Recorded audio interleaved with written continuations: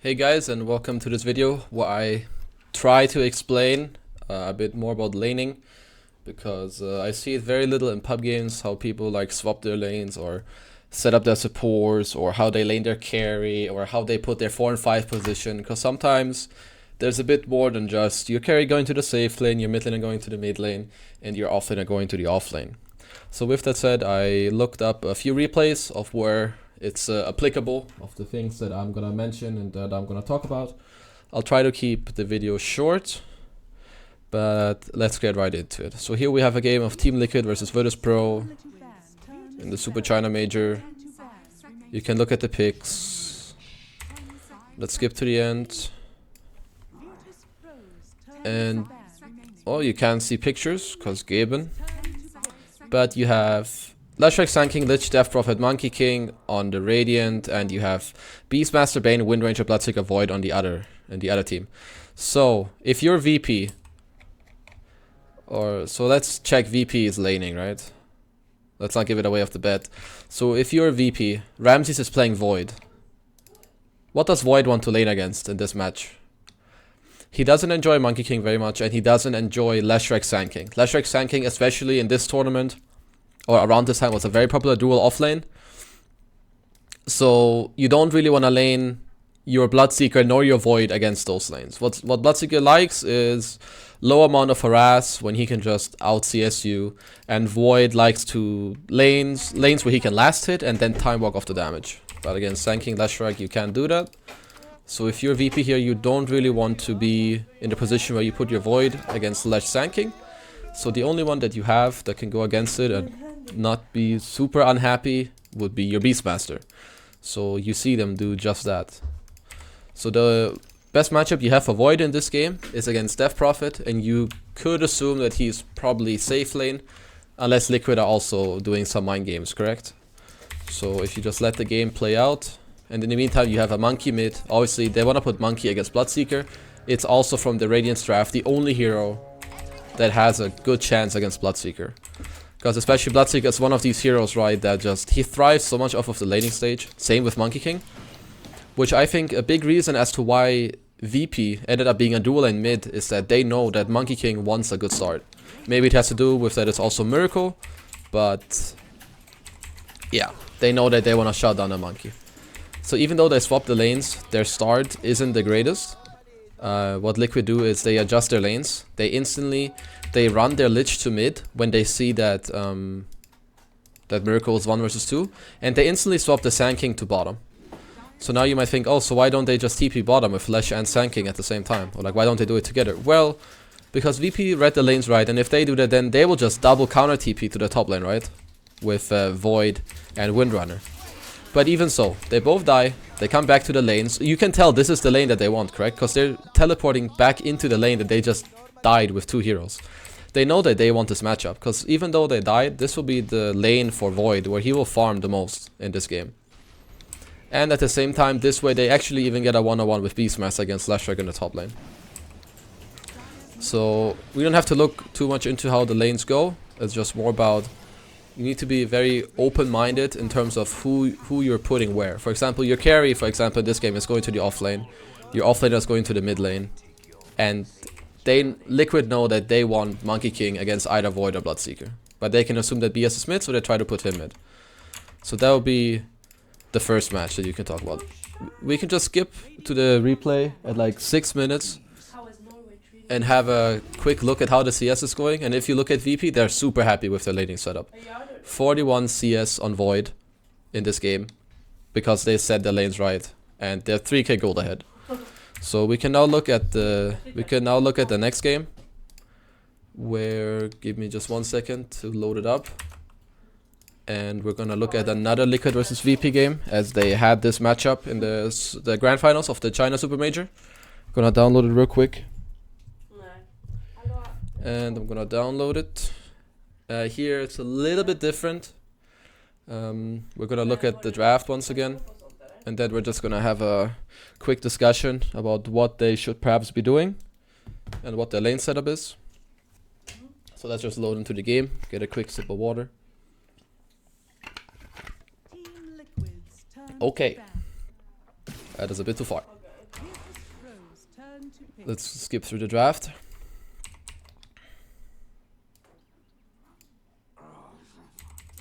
Okay, so last pick is, I think, done by VP in this game.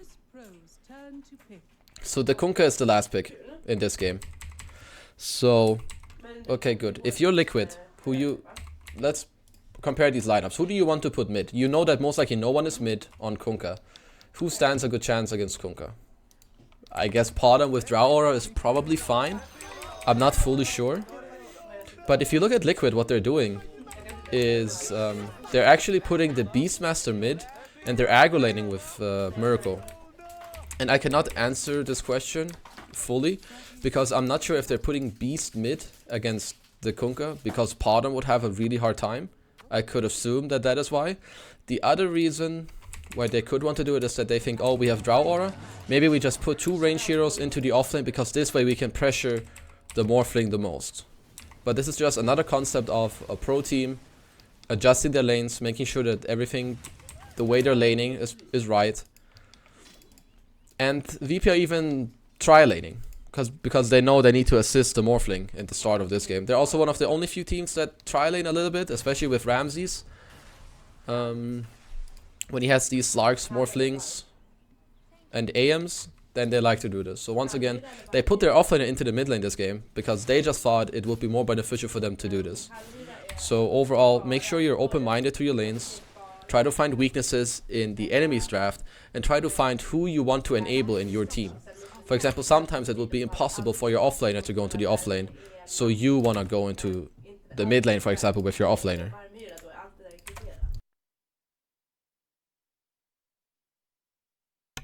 Alright, I'm gonna look at the next game. This is actually a game we played in the TI qualifier, where it has more to do with matchup specific. I'm gonna talk you through the draft real quick, what the mindset was, and then I can tell you exactly why the lanes were done as they were. So if we have a quick look at the draft, it is nothing special for this qualifier. You had a Skyref into Windrunner, Lycan into Bloodseeker. Now we are third picking. We pick Treant. They pick Undying. And now we pick Venomancer. So the reason why I called for this Venomancer pick is that I thought I love Venomancer against Bloodseeker. I even had it today in a game as well, which was also on Bulldog stream. Veno has a great matchup against Bloodseeker. Bloodseeker wins most of his lanes, and there's a few heroes that he really does not enjoy. It's just he likes to lane against constant harass that's not very high, or like burst that's not enough. But if you have high constant damage, he does not like that. And Veno, after a few levels, he really has that. So now if we look, even though I'm the offlane player, I'm gonna end up laning mid. Or basically in this game, I would have ended up laning wherever. But we can assume that Bloodseeker's in the mid lane, correct? Because they have Slark and Tidehunter. It's very unlikely that they put Slark or Tide mid. It's the most likely that they put the BS into mid because they may assume that Lycan is in the mid lane. So no matter where the Bloodseeker would go, our goal here as Radiant would be to put Veno against the Bloodseeker, because that is the best matchup of this game that we have. So we end up meeting each other in mid lane. They even put a Skyref here because they understand, okay, we should perhaps help this guy. And what ends up happening is that after just a little bit, this Bloodseeker is already suffering. So I'm 16-6 in CS against 9 and 4. He's already sent out consumables and Skyref's been mid multiple times. Now he dies once, the lane keeps on going, and the lane, it doesn't get any better for them. It only gets harder. They go on me, 2 of them die, and once again, this has to do with laning setup. If I go top this game, let's say with Treant, then it's Veno, Treant against Slark and Dying, which is probably still fine. But then we have PL mid against Bloodseeker, and this way, Bloodseeker just, his game feels so bad, because this hero, he thrives off of the laning stage, right? So for example, I think the people are best with putting the lanes when it comes to like Broodmother. That is like the most extreme case. Enemy team picks Broodmother, okay, you're gonna do whatever it takes to put the applicable hero you have that's good against Broodmother, you're gonna put him into the Brood lane. I think that's when people like apply it the most, this the laning theory. So here I'm gonna show you another game where it's another 2 top tier teams. I think this is the secret optic game once it loads. Exactly. And in this game, it again goes about Bloodseeker. And then we have... We're gonna have another game in a second.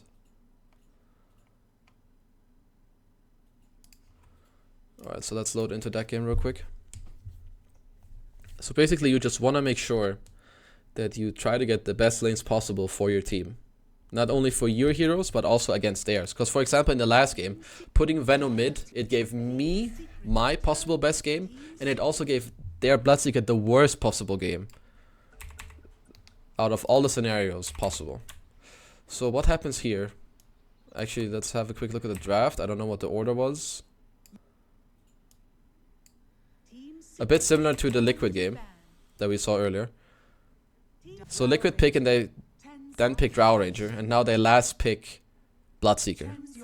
Secret was planning on putting this Gyrocopter into the mid lane, pretty sure. Gyro or Drow Ranger were gonna go mid lane against whatever optic is gonna put there.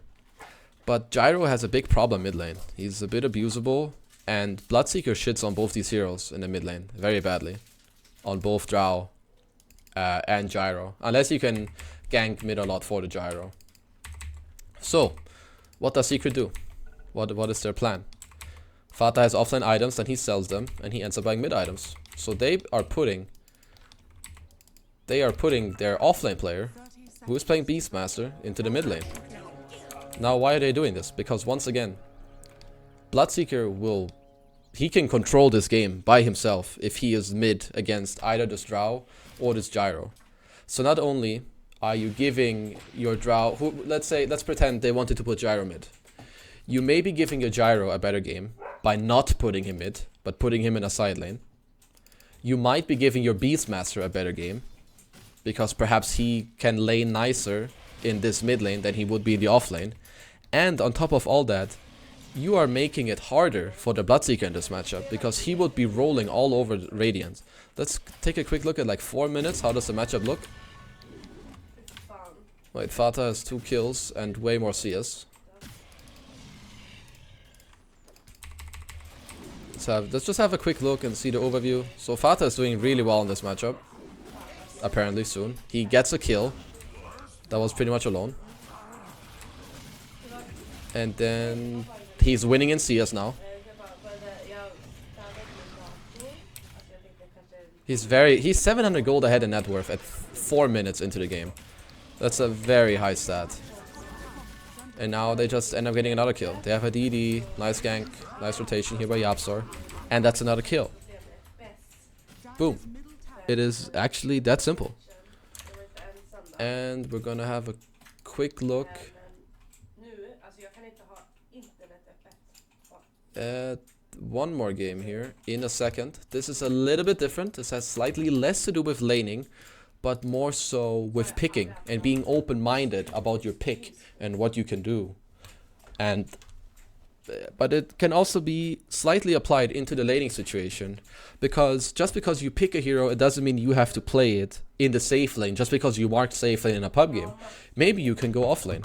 Because if we take a look now at this game, this is just, I'm not saying that this is cookie cutter and everything I'm saying is exactly how it is. But in this game, they first picked Lycan. Offlane Lycan was slightly popular in this point of Dota. So the last pick Gyro, they have an Axe and a Luna. So you could think, oh, maybe, you know, Lycan doesn't want to be safe lane, or maybe we don't want our Lycan to be the core of the game because there's an Axe. But anyway, what could have perhaps happened is that someone said, guys, I think Sniper is the game-winning pick here. Let's pick Sniper. And then they're like, but that would require to put our Lycan offline. Well, fuck it. If you can last pick a hero that you think will win you the game, then you should go for it. Even if it would require you to play some offlane Lycan, or let's say, I don't know, some offlane Drow Ranger or offlane Juggernaut, you know? It's not very extreme, but you know, all these things can happen. Or maybe you need to play a support Bad Rider because it's some last pick for the offlane that is like some game-winning shit, you know? Just have to be open-minded for it.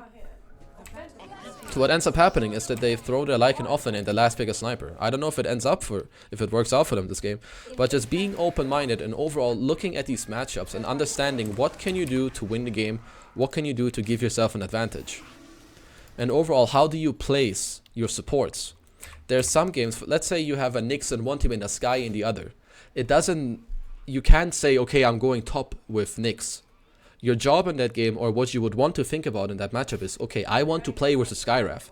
So if Skyref is in the enemy safe lane, I want to go to my off lane. I want to meet Skyref, you know? You want to make sure you try to set your lanes correctly and that you set your supports correctly. Because the way you set your supports can also be very, very useful and very game-changing for overall how your lanes end up turning out. For example, heroes like Disruptor. If you put them into the safe lane in the current state of Dota, where it's two tanky guys constantly running at you, it's not that easy. He does not enjoy that lane. Rather, you can put your Disruptor into the off lane, because usually the enemy safe lanes, they're easier to harass, right? They're not the hardest kill lanes. They want to farm.